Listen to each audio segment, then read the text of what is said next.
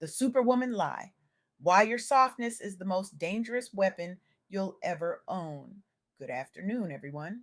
I'm LeAnne Dolce, pronounced Dolce, like sweet softness whispered in French. And I'm your guide from burnout to boundaries, from doing to being, from strong to soft, and loving every second of it.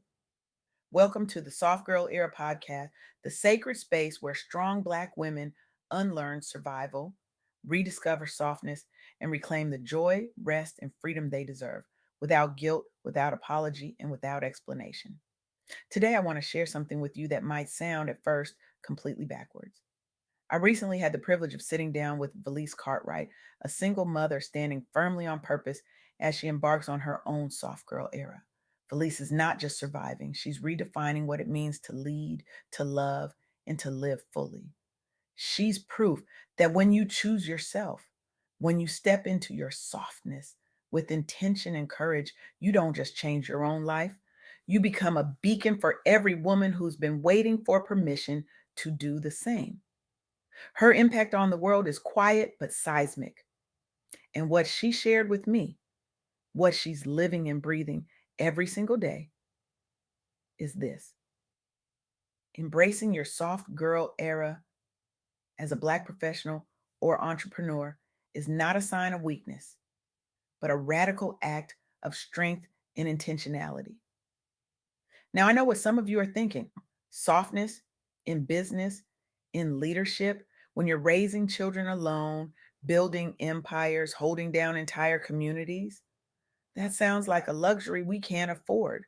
That sounds like giving up. That sounds like weakness dressed up in pretty words. But here's the truth Valise helped me see even more clearly. The truth that's been buried under generations of survival. The truth that the world has been terrified for us to discover. Softness is not the opposite of strength. It never was. And the world that taught us otherwise, that world lied. Let me take you somewhere for a moment. Think about the women you know, the women in your family, your church, your workplace, your neighborhood. Think about the ones who've been carrying the weight of the world on their shoulders for decades. The ones who show up early, stay late, never complain, never rest, never ask for help. The ones who've been told since they were little girls that strength means silence, that power means pushing through pain, that leadership means never letting anyone see you sweat, cry, or need anything from anyone. Think about the ones who learn to wear exhaustion like a badge of honor, who learn to smile through the suffering, who learn to say, I'm fine, when their bodies were screaming for rest and their souls were begging for relief. Now, think about what that's cost them. Think about the exhaustion etched into their faces, the lines that tell stories of sleepless nights and endless worry. Think about the chronic illnesses, the high blood pressure, the diabetes, the anxiety, the depression that no one talks about because we're too busy being strong. Think about the relationships that fell apart because they had nothing left to give after giving everything to everyone else. Think about the dreams deferred, the joy postponed, the softness buried so deep they forgot it was ever there. Think about the little girls they used to be, the ones who laughed freely and dreamed wildly before the world taught them that survival was more important than living. This is the world Valise Cartwright is choosing to leave behind. And she's not alone.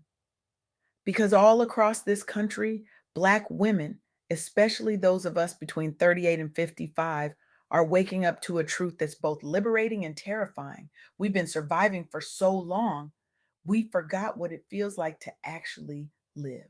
We've been grinding for so long, we forgot how to ground ourselves in peace, in rest, in the kind of softness that doesn't apologize for existing. We've been performing strength for so long, we forgot that real strength includes the courage to be vulnerable, to set boundaries, to say no without explanation, to choose ourselves without guilt.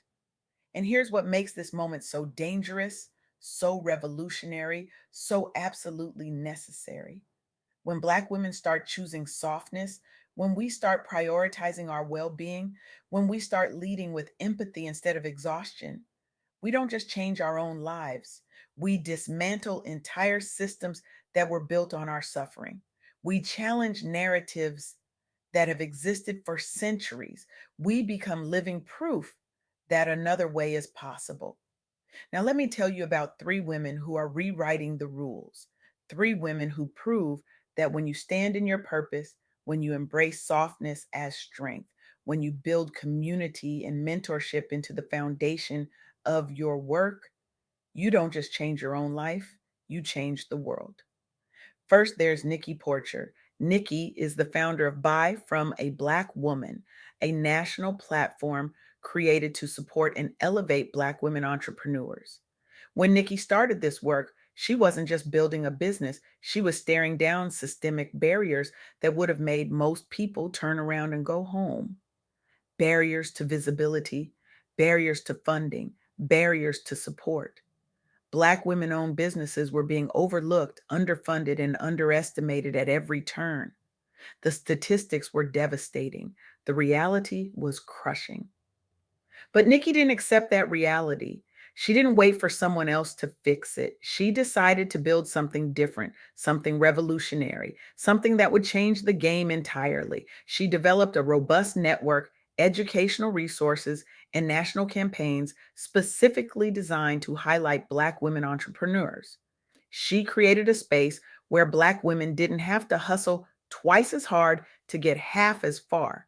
She built a platform where their voices could be amplified, their businesses could be celebrated, and their contributions could be recognized. And the results? Thousands of Black women business owners have been empowered. Their market reach has expanded, their revenue has increased, their confidence has soared. Buy from a Black Woman has been recognized as a Stevie Award finalist for Social Change Maker of the Year Gender in 2025. But here's what matters most. Here's what Nikki understood from the very beginning. She created a space for Black women to thrive, not by hustling harder, not by sacrificing more, not by burning themselves out to prove their worth, but by being seen, supported, and celebrated exactly as they are. That's softness as strength. That's purpose in action. That's what happens when you refuse to play by rules that were never designed for your success. Then there's Gwinnetta Wright, founder of Southern Crescent Women in Business. Gwinnetta is a serial entrepreneur with 20 years of experience in the tax industry, and she spent those 2 decades empowering countless women through business education and mentorship. She faced the challenge of breaking into male dominated industries, of overcoming bias against women in leadership, of proving again and again that she belonged in rooms that weren't built for her. She could have become bitter. She could have become hardened. She could have pulled the ladder up behind her and said, I made it. Now you figure it out on your own. But instead of just fighting her way through, Gwinnetta built something better. She created a community focused organization that offers workshops, networking, and support tailored specifically to women entrepreneurs. She understood that the way forward wasn't through competition, but through collaboration. That the way to break barriers wasn't to do it alone, but to bring other women with her. And because of her work, because of her commitment to community over competition, business success rates among women in her network have increased dramatically. Representation in leadership roles has grown. The business environment in her region has become more inclusive, more welcoming, more supportive. Gwinnetta didn't wait for the world to change. She changed it herself. One woman, one workshop, one act of mentorship at a time. And she did it by leading with empathy, by honoring boundaries, by prioritizing well being alongside ambition. She proved that you don't have to sacrifice your softness to be successful. In fact, your softness, your ability to connect, to nurture, to support, to create space for others, that's your superpower. And finally, there's Denise O'Leary, MBE, who through Purple Marketing Limited has pioneered systemic mentoring programs for inclusive social change, focusing on empowering women to lead and succeed. Denise encountered entrenched gender biases and a lack of support for women in business. She experienced exclusion firsthand. She felt the sting of being overlooked, underestimated, dismissed. She could have accepted that. She could have played by the rules. She could have stayed small to make others comfortable. But instead, she implemented mentoring systems and strategic guidance for women, emphasizing the importance of self advocacy and well being. She didn't just mentor women on how to succeed in the existing system, she taught them how to challenge the system itself, how to advocate for themselves, how to demand the support they deserved. Her programs have led to increased confidence, business growth, and recognition for women leaders. She's been a finalist for multiple Stevie Awards, including Empowering Equity Through Action and Social Changemaker of the Year Gender. But more than the awards, more than the recognition, Denise's work has influenced policy.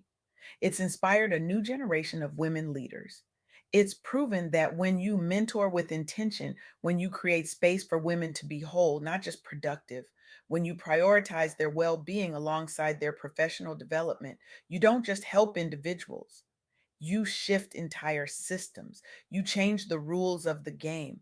You create a world where softness and strength can coexist, where vulnerability and leadership can walk hand in hand, where women can succeed without sacrificing their souls. So, what do Nikki, Gwinnetta, and Denise have in common? They all understand something that Valice Cartwright understands, something that every woman listening to this needs to hear, needs to feel in her bones, needs to carry with her every single day. Softness is not the opposite of strength. Embracing your soft girl era means honoring your boundaries, prioritizing your well being, and leading with empathy. And all of those things are essential for long term professional growth and impact. Not optional, not nice to have, not something you do when you have extra time or extra energy. Essential. Let me say that again because I need you to really hear this. I need you to feel this in your body. I need you to let this truth sink into every cell. Honoring your boundaries is not selfish. Prioritizing your well being is not weak. Leading with empathy is not soft in the way the world taught you to fear softness. These are the foundations of sustainable success. These are the practices that allow you to build something that lasts, something that doesn't require you to sacrifice your health, your joy, your peace, or your sanity. These are the tools that allow you to create a legacy that's built on wholeness, not brokenness. And here's the second thing Valise helped me see even more clearly: purpose driven leadership is transformative. When you stand firmly in your purpose, especially as a single mother or someone balancing multiple roles, you inspire others and create a ripple effect of empowerment within your community. You become living proof that it's possible to lead without losing yourself, that it's possible to succeed without burning out, that it's possible to be soft and strong at the same time, that it's possible to set boundaries and still be loving, that it's possible to say no and still be generous, that it's possible to rest and still be productive. Think about what that means.